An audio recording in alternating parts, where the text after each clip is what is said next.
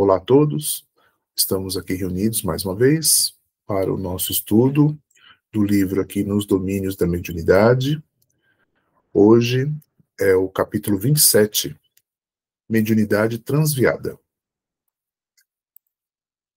Descera a noite totalmente, quando penetramos estreita sala em que um círculo de pessoas se mantinha em oração.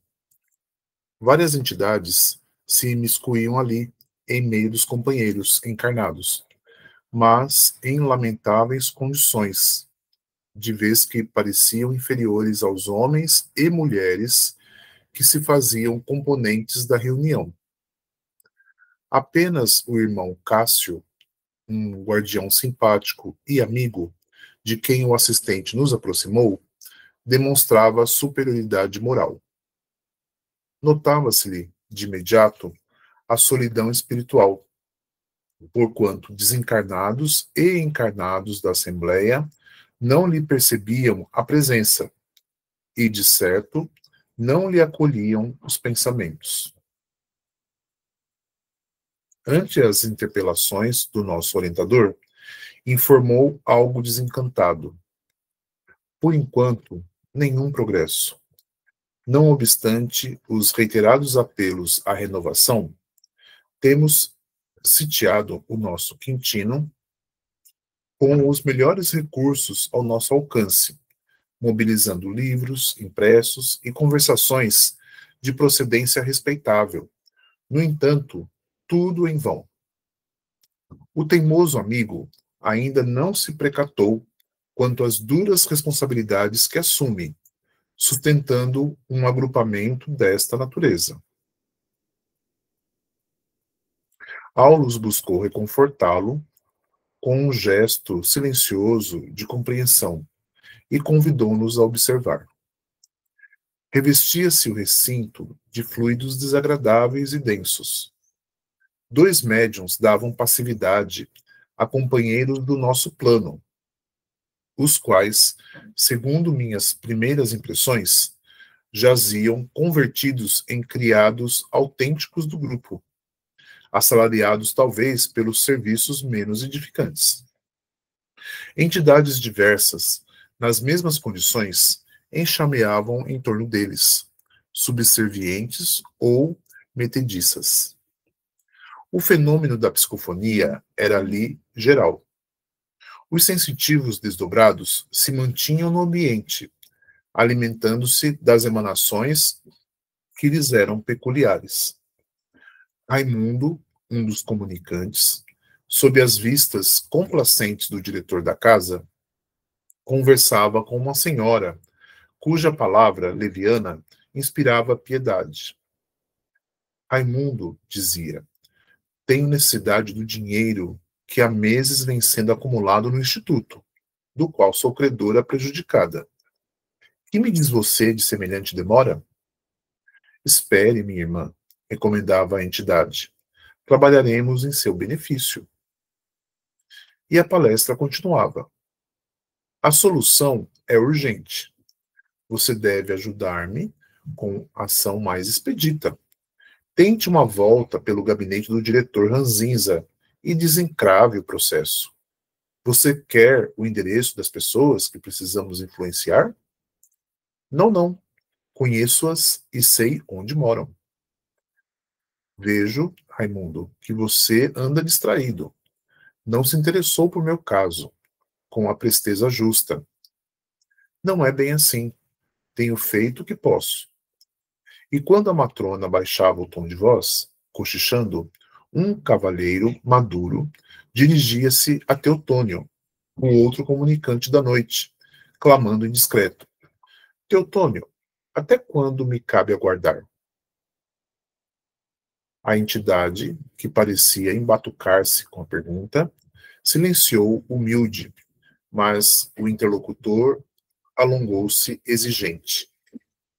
Vai para 4 meses que espero pela decisão favorável referente ao emprego que me foi prometido. Entretanto, até hoje, você não conseguiria liquidar o problema?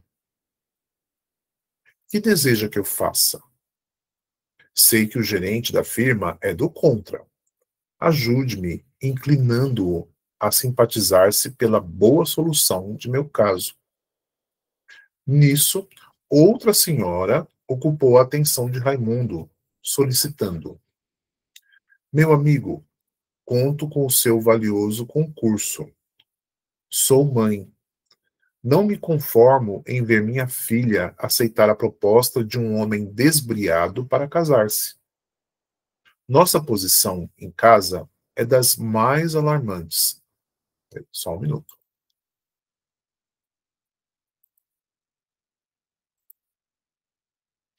Meu marido não suporta o homem que nos persegue, e a menina revoltada tem sido para nós um tormento. Você não poderá afastar esse abutre? Raimundo respondeu subserviente, enquanto Quintino tomava a palavra, logo em seguida, pedindo uma prece, em conjunto, a fim de que os desencarnados se fortalecessem para corresponder à confiança do grupo, prestando-lhe os serviços solicitados. Entendimentos e conversas continuaram entre comunicantes e clientes da casa. Todavia, não mais lhes dei atenção, considerando-lhes o obscuro aspecto. Em aflitivas circunstâncias, vira obsediados e entidades endurecidas no mal, através de tremendos conflitos. Contudo, em nenhum lugar sentia tanta compaixão como ali, vendo pessoas sadias e lúcidas a interpretarem o intercâmbio com o mundo espiritual como um sistema de criminosa exploração, com alicerces no menor esforço. Antes de nós continuarmos, só para nós situarmos aí a situação, né, do que está acontecendo aí nesse capítulo que a gente começou a ler agora. Ali, aqui está mostrando uma reunião, tá? Uma reunião mediúnica em que as pessoas que comparecem ali estavam dialogando com os espíritos, tá? Pedindo coisas para eles, tá? Pedindo, assim, facilidades, né? Pedindo resolução de problemas para os espíritos, tá? E os nossos companheiros aqui, né, que estão nos trazendo, né, os casos aí da espiritualidade, eles estão, o André Luiz, né, Hilário, enfim, Aulos, eles estão nos trazendo aí essa realidade aí, né, do que está acontecendo, certo? Peraí, só um minuto que chegou alguém aqui. Pera, isso. Então, eles estão comentando que estão mostrando como é que está sendo essa reunião mediúnica, mas logo no começo eles já falam, né, que está uma reunião assim que não tem ali muita elevação espiritual, tá?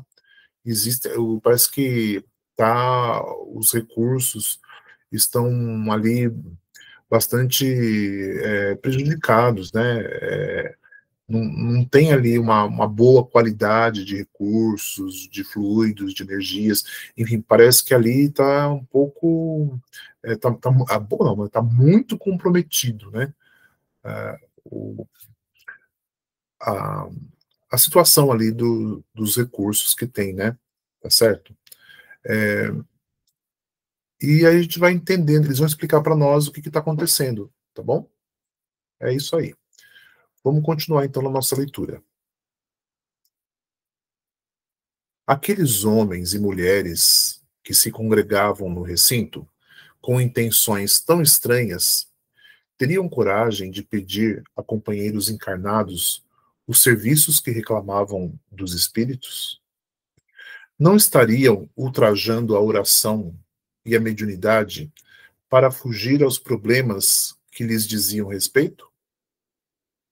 Não dispunham, acaso, de veneráveis conhecimentos para mobilizar o cérebro, a língua, os olhos, os ouvidos, as mãos e os pés no aprendizado enobrecedor?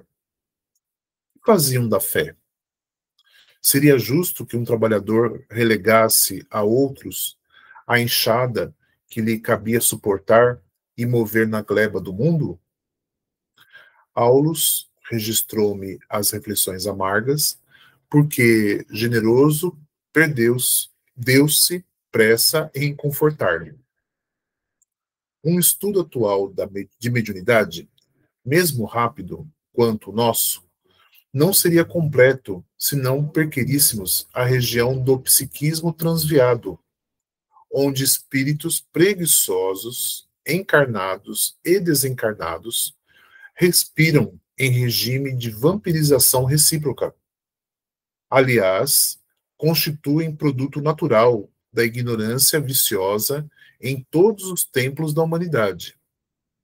Abusam da oração tanto quanto menoscabam as possibilidades e oportunidades de trabalho digno, porquanto espreitam facilidades e vantagens efêmeras para se acomodarem com a indolência em que se lhes cristalizam os caprichos infantis. Tá vendo só o que ele falou? Né?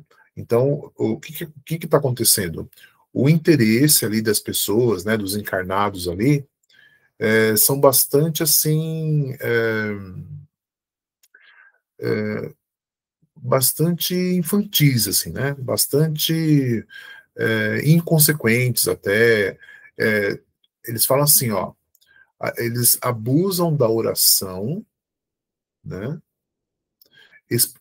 Espreitam facilidades e vantagens efêmeras, ou seja, eles querem resoluções e facilidades, né, vantagens passageiras, tá? Coisas que vão servir só para o quê? Para eles se acomodarem, tá? Eles poderiam se esforçar um pouquinho mais para conseguir a solução dos problemas, mas o que eles estão fazendo? Eles estão pedindo para os espíritos resolverem coisas para eles, coisas que eles mesmos poderiam resolver, tá certo? É isso que o mentor está mostrando aí para nós, tá? Tá orientando, certo? Aí eles estão chamando assim, ó, de região, né, do psiquismo transviado. Por que psiquismo transviado? Justamente por não haver ali um esforço, né? Não haver ali o quê? Um trabalho, né? Assim, não existe uma preocupação em se trabalhar, em se desenvolver ali alguma atividade, alguma ação que seja que possa, né, colaborar para o desenvolvimento deles, né? Certo? Não, eles estão meio que acomodados mesmo, tá? Então ele está chamando isso de psiquismo transviado, né? Falam de espíritos que são preguiçosos, e eles falam que são os encarnados e desencarnados, tá? Não são só os encarnados, não, que estão nessa situação. Os desencarnados que lá estão também, viu? Por, né, estarem apoiando até e dialogando com eles, assim, né? Eles também têm essa intenção, né? Tá certo? De ser preguiçoso, tá? E não procurar nenhum desenvolvimento melhor, né? Nenhuma ação mais edificante, certo?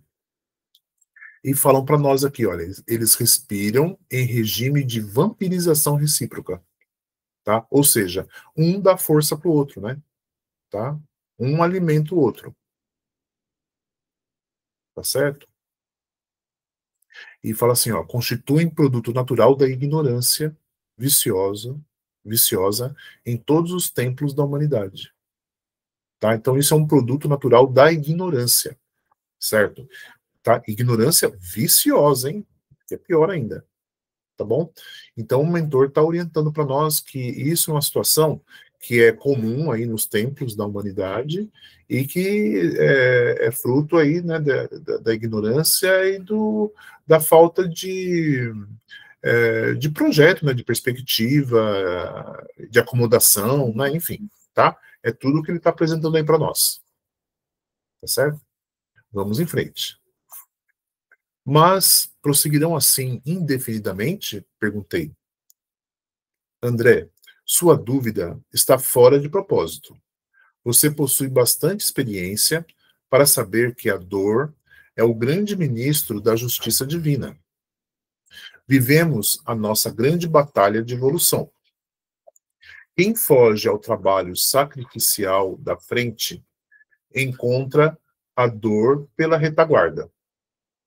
O espírito pode confiar-se à inação, mobilizando delituosamente a vontade. Contudo, lá vem um dia a tormenta, compelindo-o a agitar-se e a mover-se para entender os impositivos do progresso com mais segurança. Não adianta fugir da eternidade, porque o tempo, benfeitor do trabalho, é também o verdugo da inércia. Olha que interessante, tá? Então, o que o mentor está explicando para nós? Que existem espíritos que são acomodados? Sim. Existem espíritos que são preguiçosos, que ficam esperando que a espiritualidade resolva a vida para eles, né? Resolvam os problemas da encarnação para eles. Isso, existem. Mas até quando isso, né? Ele está explicando que isso não vai muito longe, não, tá? Por quê? Porque a espiritualidade, né? A justiça divina, ela cobra de nós, tá? A nossa ação, tá? Nós precisamos desenvolver, precisamos evoluir, mas isso precisa ter o nosso esforço, tem que ter aí a nossa dedicação, né? E é isso que é chamado assim de trabalho. Nós temos que trabalhar, tá? Trabalhar para a gente poder evoluir e progredir, tá? Quem não quer trabalhar, não quer? Ah, vai se acomodar por um tempo, mas vai chegar uma hora que vai ser cobrado, é o que ele está falando para nós, tá?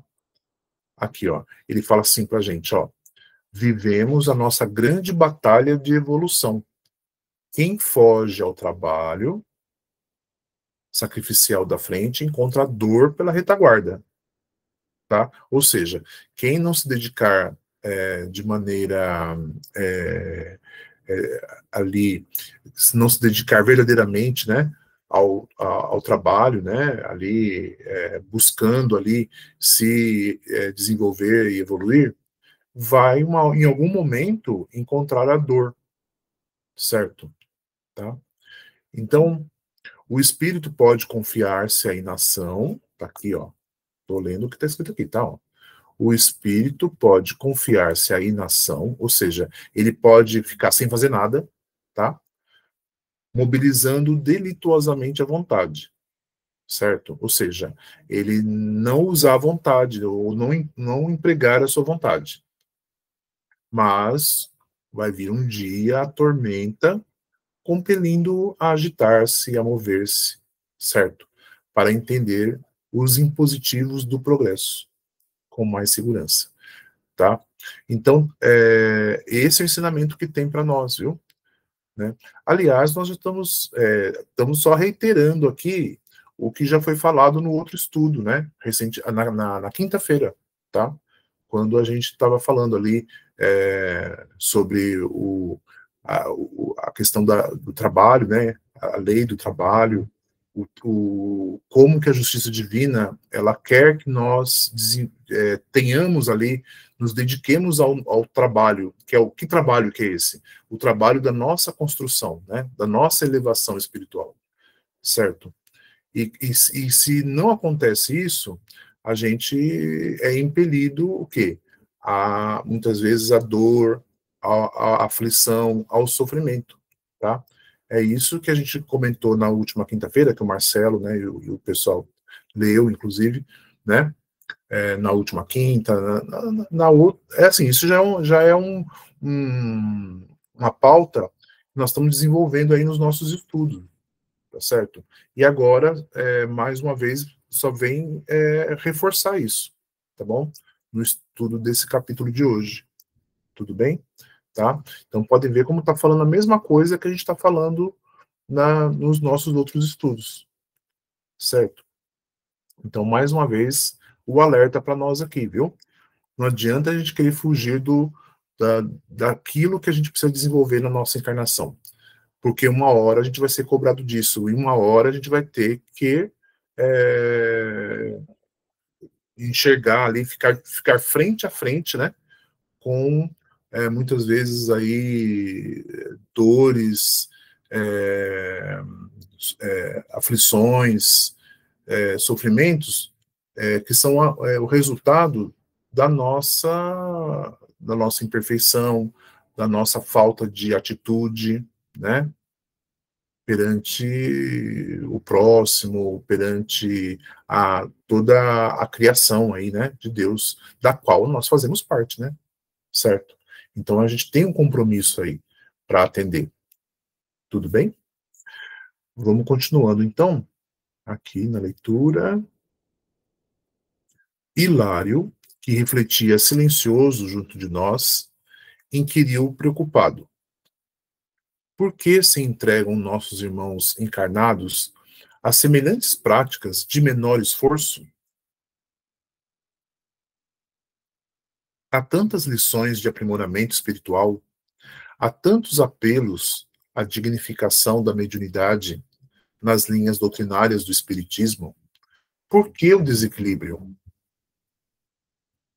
Aulus pensou alguns instantes e redarguiu: Hilário, é imprescindível recordar que não nos achamos diante da doutrina do Espiritismo. Presenciamos fenômenos mediúnicos manobrados por mentes ociosas, afeiçoadas à exploração inferior por onde passam, dignas, por isso mesmo, de nossa piedade. E não ignoramos que fenômenos mediúnicos são peculiares a todos os santuários e a todas as criaturas. Quanto à preferência de nossos amigos pela convivência com os desencarnados, ainda imensamente presos ao campo sensorial da vida física, incapazes ainda de mais ampla visão das realidades do espírito, isso é compreensível na Terra. É sempre mais fácil ao homem comum trabalhar com subalternos ou iguais, porque servir ao lado de superiores exige boa vontade, disciplina, correção de proceder e firme desejo de melhorar-se. Sabemos que a morte não é milagre. Cada qual desperta depois do túmulo na posição espiritual que procurou para si. Ora, o homem vulgar sente-se mais à solta junto das entidades que lhes lisonjeiam as paixões, estimulando-lhe os apetites, de vez que todos somos constrangidos a educar-nos na vizinhança de companheiros evoluídos, que já aprenderam a sublimar os próprios impulsos, consagrando-se à lavoura incessante do bem. Tá vendo que interessante que ele comenta para nós? Né? Existem pessoas que preferem ficar próximo a espíritos que são ou iguais ou inferiores a elas, né? Tá? Existem pessoas, né, que já têm mais entendimento, mais compreensão, que preferem a companhia de mentores espirituais mais evoluídos, né? Espíritos mais elevados, certo? Isso é uma escolha de cada um, certo? Isso, conforme a gente vai tendo melhor entendimento, a gente vai aprendendo mais, a gente vai buscando melhores companhias para nós, certo? Mas sempre vai ter aqueles, como ele falou, que vão querer espíritos inferiores ou espíritos iguais. Por quê? Porque é mais fácil, tá? É mais fácil para essas pessoas terem espíritos menos elevados por perto. Por quê? Porque é mais fácil de conviver com eles, né? Eles não vão pedir muita coisa, eles não vão exigir muitas coisas, eles não. É fácil de lidar, entendeu? Agora, se a gente tem, assim, na nossa convivência, espíritos superiores, o que vai acontecer? Eles vão exigir de nós, muitas vezes, disciplina, estudo, correção dos nossos atos, atitudes, comportamentos, desejo de a gente se melhorar, certo? E isso dá trabalho, certo? Então, para um espírito que seja acomodado, dificilmente ele vai suportar ficar perto de espíritos superiores, tá? É mais fácil ficar perto de espíritos inferiores ou iguais a ele, tá bom? É isso que ele está explicando e está ensinando para nós. Tudo bem? Vamos continuar então. Mas não será isso um abuso do homem encarnado? Não será crime parasitar os desencarnados de condição inferior? Indagou Hilário. Isso não padece dúvida, confirmou o instrutor. E esse delito ficará impune? Aulus fixou leve expressão de bom humor e respondeu: não se preocupem demasiado. Quando o erro procede da ignorância bem intencionada, a lei prevê recursos indispensáveis ao esclarecimento justo no espaço e no tempo, porquanto a genuína caridade, sob qualquer título, é sempre venerável. Entretanto, se o abuso é deliberado, não faltará corrigenda. Né? Então, a pergunta que foi feita, assim, se explorar espíritos inferiores para resolver os problemas, né, das pessoas, isso não tem que, vai ser punido, né? Isso não é um abuso, né, do homem encarnado, né? E, e sendo um abuso, né, ele perguntou, olha, vai ficar assim impune, né? Aí ele explicou que não, né? E nem é preciso se preocupar com isso, porque aí ele está falando, né? Se o erro é fruto de uma ignorância com boa intenção, menos mal, a lei ela vai ser mais branda, certo? Agora, se for intencional, né? Se for deliberado, como ele fala, né? É um abuso deliberado, pode ter certeza, não faltará a corrigenda, não vai faltar ali a cobrança da lei, tá? Certo? Vamos continuar então. Vagueou o olhar sobre o diretor da Assembleia e sobre os medianeiros, que incorporavam os comunicantes, e acrescentou: Teutônio e Raimundo, tanto quanto alguns outros desencarnados da posição deles, e que aqui se aglomeram, realmente são mais vampirizados que vampirizadores.